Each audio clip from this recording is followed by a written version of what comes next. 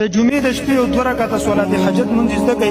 څوک چې هم دا صلات حاجت مونږ وکړي د هغې نه وروسته د الله رب العزت نه دعا وغواړي، که د ده زر حاجتونه وي الله رب العزت ټول هغه حاجتونه پوره کوي. یعنې هر قسمه شرعي حاجت الله رب العزت پوره کوي.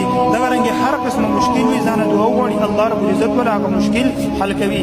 لیکن نن به موږ او تاسو کې مصیبت دا دی چې موږ د پیرانو نه غواړو، په ملنګانو پسې ګرځو، تر دې پورې چې قبرونو له موږ ځو د قبرونه هم غواړو. حالانکه په دې باندې سړی مشرک کېږي، د دین اسلام نه وځي. الله جل شانه فرمایي ادعوني استجب لكم، زمانه غواړئ زه به درله درکومه.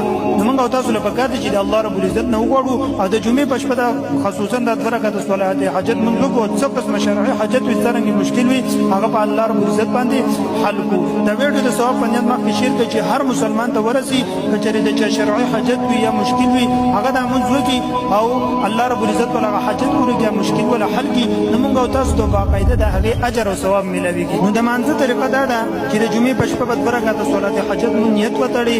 د هغې نه وروستو کله چې په اوله رکعت کې سورة الفاتحه د امینه پورې ووي، نو سورة الکافرون قل یا ایها الکافرون دا سورت په 10 پیرې ووي. بیا چې کله دا رکعت پوره شو او دویم رکعت له راپاتې دي د امینه پورې مونږ ووي، د هغې نه وروستو به سورة الاخلاص قل هو الله احد سورت دا به 11 پیرې ووي. بیا چې کله دا 2 رکعاته مونږ مکمل کړو د هغې نه وروستو یعنې سلام دې وګرځو ډایرکټ سجدې له به لاړ شي. په سجده کې به درود شریف دی، مانځه چې کوم درود شریف دی دا به 10 پیرې ووي. د هغې نه وروستو به کلمه تمجید درېیمه کلمه دا به 10 پیرې ووي.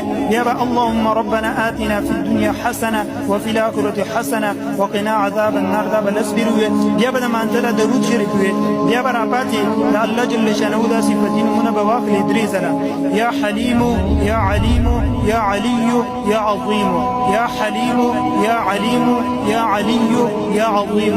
دا به 3 پیرې وي. د هغې نه وروستو به د الله رب العزت نه د خپل حاجت لپاره دعا وغواړي، د خپل مشکل لپاره به دعا وغواړي او د هغې نه وروستو بیا درود شریف وي. انشاءالله چې څه قسمه شرعي حاجت وي، څرنګه مشکل وي، الله رب العزت بدله هغه حل کوي. دوستانو دا ویډیو د ثواب په نیت مخکې ډېره شیر کړئ چې هر مسلمان ته ورسي، که د چا ته مشکل وي، څه حاجت وي چې هغه په الله رب العزت باندې پوره کړي. جزاکم الله خیرا.